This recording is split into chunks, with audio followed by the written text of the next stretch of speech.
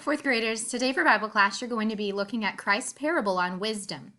It says in Matthew 7:24 through 27, Christ gave a lesson to teach us how to live our lives. Learning should change us and make us wiser. Allow the knowledge of this story to give you more wisdom and understanding. So this week, as we're learning about how to be wise, we've learned the difference between knowledge and wisdom. Knowledge being just what you know, and then wisdom being taking what you know and applying it.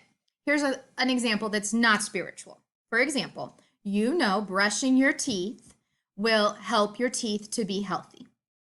But you have to actually brush your teeth in order to prevent the bacteria from growing and getting decay in your teeth.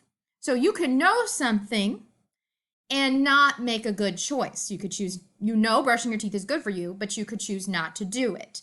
So knowing something isn't the same as being wise. Being wise requires action. It requires you to apply it.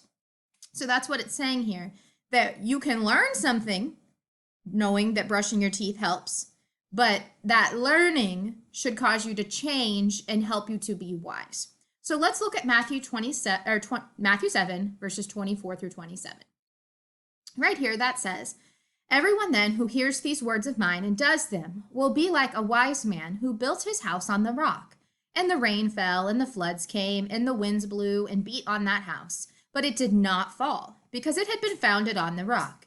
And everyone who hears these words of mine and does not do them will be like a foolish man who built his house on the sand. And the rain fell, and the floods came, and the winds blew and beat against that house, and it fell, and great was the fall of it." So here's a parable. Christ is using something about the earth, something earthly, to teach us something spiritual. So he's talking about a rainstorm and a house and a solid ground.